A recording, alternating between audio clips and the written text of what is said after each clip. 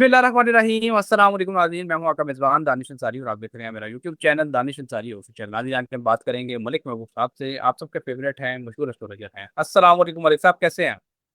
वालेकुम अस्सलाम। अल्लाह का शुक्र है। दानिश भाई, आप बताएं क्या हाल चाल है आपके। अल्हम्दुलिल्लाह मलिक साहब, मैं भी ठीक हूँ। मलिक साहब, आज का प्रोग्राम बड़ा ही इंपॉर्टेंट, बड़ा इंटरेस्टिंग है। और इंटरेस्टिंग इस तरह से है क्योंकि दुनिया में एक बड़ी अहम डेवलपमेंट, एक बड़ा चेंज दिखाई दे रहा है। कांग्रेस ने ये कहा है कि जंग जो ईरान के साथ अमेरिका ने शुरू की थी और इसराइल ने शुरू की थी, इसको जारी रखना है या इसको खत्म करना है, इसका फैसला अब डोनाल्ड ट्रंप नहीं करेंगे। कांग्रेस ने कहा है इसका फैसला हम करेंगे। और डोनाल्ड ट्रंप की इम्पीचमेंट की बातें भी हो रही हैं। हालात किस तरफ जा रहे हैं, इतनी बड़ी डेवलपमेंट अचानक कैसे होगी, इस वाले से आपसे सर जानना चाहता हूँ। सबसे पहले ये बताइएगा, क्या वाकई अब कांग्रेस फैसला करेगी कि दुनिया में जंग जारी रखनी है, बंद करनी है, या यहीं पे मामला दफन कर देने हैं? क्या देखते हैं आप? सर, ऊपर वाला वो जो है ना, वो फाइनल करेगा किसने जंग जारी रखनी ही नहीं रखनी। लेकिन जो सितारे बता रहे हैं, मुझे नहीं दिखता ये जंग जारी रहेगी, चाहे ये कांग्रेस इसको करे फाइनल या चाहे डोनाल्ड ट्रंप करे। प्रॉब्लम अभी पानी में आएगी, ये याद रखिएगा। तो आप अगर ये सोच रहे हैं कि ये कांग्रेस डिसाइड करेगी तो वो मान जाएंगे, ये सर, ये जो आपकी बात है ना, ये पॉलिटिकल बात है, ठीक है। मैं सितारों के हिसाब से जो है आपको बता रहा हूँ कि मुझे नहीं लगता कि कोई अब बड़ी जंग होने वाली है। जैसे पिछले टाइम में 40 दिन की जंग हुई थी, ऐसा अभी नजर नहीं आता। अब होगी तो पानी में मसाइल बढ़ेंगे। अब वो क्यों हो रहे हैं, आपका सवाल है क्यों। वो इसलिए हो रहे हैं कि जुपिटर जो है अपनी ट्रांजिशन कंप्लीट कर रहा है जेमिनाई में, एंड देन वो मूव कर जाएगा कैंसर में। जैसे ही वो कैंसर में आएगा तो पानी के जो एलिमेंट है वो बहुत ज्यादा हाइपर एक्टिव हो जाएगा। क्योंकि जुपिटर जो है एक बहुत बड़ा प्लैनेट है और ये जिधर भी मूव करता है ये बढ़ाता है, ये एक्सपेंशन करता है। सैटर्न चीजों को रोकता है, जुपिटर बढ़ाता है, याद रखिएगा। तो जो लोगों के असेंडेंट कैंसेरियन है उनके लिए तो बड़ा अच्छा टाइम आ रहा है, उनकी एक्सपेंशन होगी, बहुत कुछ होगा। लेकिन फिलहाल पानी, क्योंकि जुपिटर जिस साइन में जा रहा है वो कैंसर है, कैंसर का जो साइन होता है वो शो करता है water element. Spices, water element, उधर इस वक्त सैटर्न है।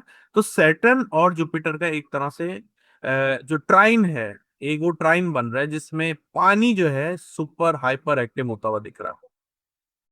Okay sir. अच्छा सर, एक बड़ी इंटरेस्टिंग चीज हुई है, आपने अभी पानी के वाले से भी बात की, और स्टेट ऑफ हॉर्मोस भी दायरा है, वो पानी का ही इलाका है। और उसके हवाले से अब एक अहम चीज जो है, एक अहम डेवलपमेंट ये हुई है कि डोनाल्ड ट्रंप ने इसको, स्टेट ऑफ हॉर्मोस को स्टेट ऑफ ट्रंप का नाम दे दिया है। यानी कि वो अपना इरादा जाहिर कर रहे हैं कि आइंदा आने वाले दिनों में इस पे हमारा कंट्रोल होगा। लेकिन सर, मैं जानना चाहता हूँ कि इस इलाके में अमेरिका का असर रुख तो बहुत अरसे से है, काफी तवील अरसा हो गया है। क्या आपको इस इलाके में मजीद असर और रसूख अमेरिका का दिखाई देता है या ईरान का दिखाई देता है? क्योंकि ईरान भी भरपूर कोशिश कर रहा है। ओमान के बादशाह से भी मुलाकात की, और इस खत्े के दीगर जो वज़ीर खारजा हैं उनसे भी मुलाकात की जा रही है, और एक इतिहाद बनाने की कोशिश की जा रही है ईरान की तरफ से भी। इस पूरे खत्े में इसका असर और रसूख ज्यादा ताकतवर होगा आइंदा आने वाले टाइम में।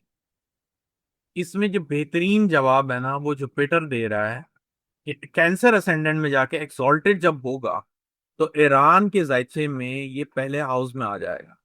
तो ये बहुत ही क्लियर शो कर रहा है कि ये सारी चीजें ईरान के साइड पे जाएंगी।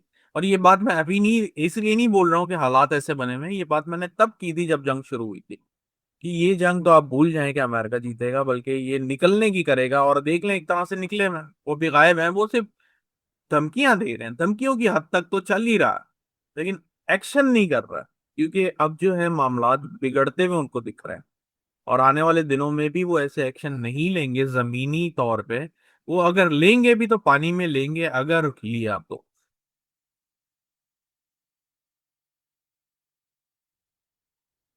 Okay sir. अच्छा सर, हम रूटीन के क्वेश्चंस भी करते हैं और अपडेटेड खबरों के साथ आपसे तजिया भी लेते हैं, और जो आप एस्ट्रोलॉजी को मद्देनजर रख के आप बताते हैं। आज एक ऐसा क्वेश्चन करने लगा हूं, थोड़ा डिफरेंट होगा। डिफरेंट ये हो से होगा कि 2026 के हवाले से आपने कुछ लड़की आफात की भी प्रेडिक्शन कर रखी है। क्या 2026 में क्या कोई ऐसी जंग भी हो सकती है किसी ऐसे इलाके में जो हम एक्सपेक्ट ना कर रहे हो? क्योंकि हम ईरान और अमेरिका की जंग भी एक्सपेक्ट नहीं कर रहे थे। एक तवील अरसे से इन दोनों ममालिक के दरमियान कशमकश चल रही थी, लेकिन जंग की किसी को उम्मीद नहीं थी। क्या 2026 में दुनिया के किसी और खत्ते में, किसी और इलाके में कुछ दो तीन ममालिक, चार ममालिक, ये तो आम बात हो गई है, लड़ पड़ते हैं। आपको ऐसी कोई चीज आई जाती है कि कौन सा ऐसा खिता है जो उसकी वजह से डिस्टर्ब हो सकता है? ग्रीनलैंड। ग्रीनलैंड इस साल के आखिर में बहुत हॉटस्पॉट बनेगा, वहां पे मामलात बहुत ज्यादा बिगड़ेंगे। अभी तो सब गायब हो गए, इनिशियली बात शुरू हुई थी और फिर कहा जा रहा था कि ग्रीनलैंड ऐसा ग्रीनलैंड वैसा, और फिर वो यूरोप से भी धमकियां, यूएसए से भी धमकियां, लेकिन वो धमकियों के बाद टॉपिक ही खत्म हो गया क्योंकि ईरान और अमेरिका का मामला चल पड़ा। लेकिन ग्रीनलैंड लैंड ऐसा मसला है जो अभी वापस उभर के आपके सामने आएगा एंड ऑफ दिस ईयर।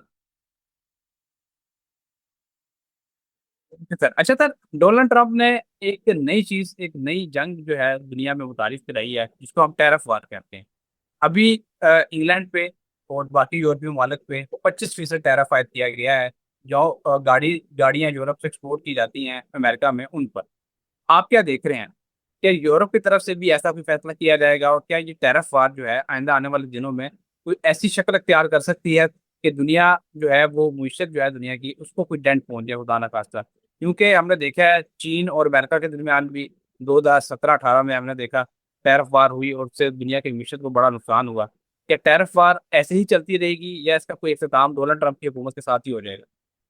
देखिए, मुझे ऐसा लगता है कि ये टैरिफ वॉर तो साइड पे हो जाएगी, लेकिन जो रिसेशन जो है, एक आप जो बोल रहे हैं ना डेंट, ये जो डेंट है ना, ये दुनिया को लेके डूबेगा। टैरिफ वॉर तो अभी साइड पे कर दें। अभी ये मामलात हैं जो आने वाले दिनों में मजीद जब खराब होंगे तो उसकी वजह से प्रॉब्लम बढ़ती भी नजर आती है। और कहीं ना कहीं ऐसा लगता है कि इसकी जो कॉन्सिक्वेंसेस होंगे दुनिया में वो काफी अरसे तक जाएंगे। ये शॉर्ट टर्म नहीं होने वाला। जो मामलात खराब होंगे वो शॉर्ट टर्म नहीं होंगे, लॉन्ग टर्म के नजर आते हैं, कम से कम 5 से 7 साल।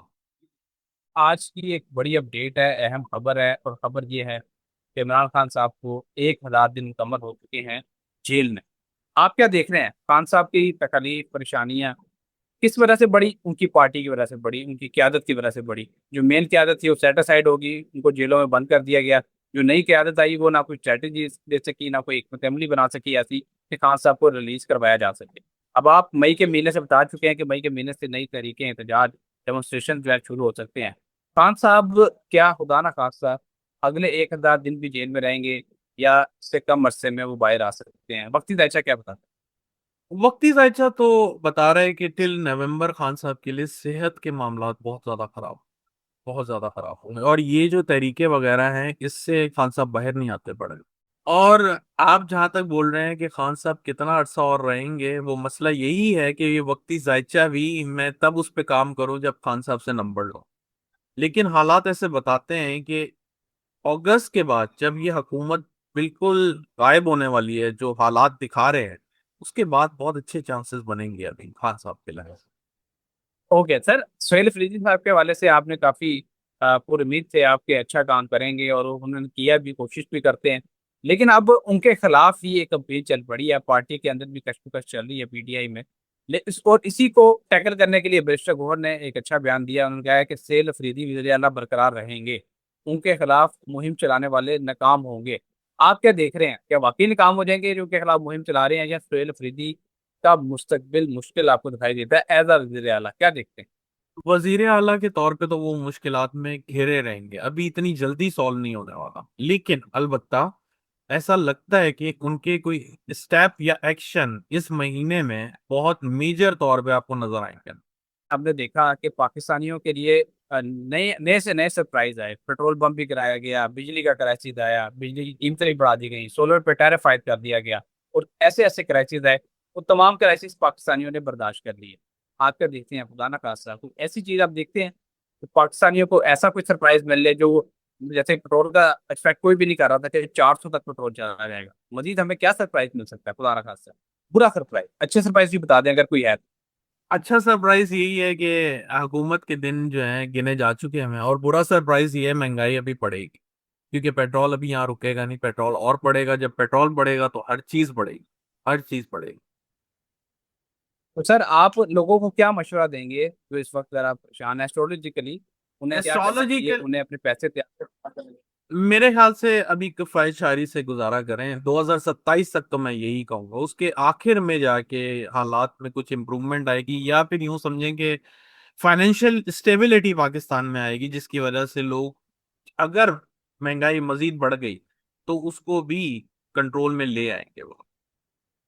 अच्छा सर, मौजूदा एस्ट्रोलॉजिकल सिचुएशन को देख के आप बता दें कि लोगों के लिए इन्वेस्टमेंट के लिए कौन सी चीज अच्छी है? Gold, silver, stock market, mutual fund, क्या चीज सबसे बेहतर रहेगी? देखिए गोल्ड सिल्वर अच्छे हैं लेकिन लॉन्ग टर्म में, बट गोल्ड सिल्वर को एटलीस्ट 3800 पर ऑन्स डॉलर के हिसाब से आना चाहिए, फिर आप उसमें इन्वेस्टमेंट करें, वो फिर ज्यादा अच्छा रहेगा आपके लिए। ओके सर, बहुत शुक्रिया सर, आपने अपने कीमती वक्त में से कुछ वक्त निकाला, इतनी जबरदस्त मालूमात शेयर की, प्रेडिक्शंस की। इंशाल्लाह नेक्स्ट प्रोग्राम में ऐसे ही दिलचस्प टॉपिक के साथ दोबारा पेश होंगे। अगली वीडियो तक के लिए मुझे और मलिक महबूब साहब को इजाजत दीजिए। अल्लाह हाफ़िज़।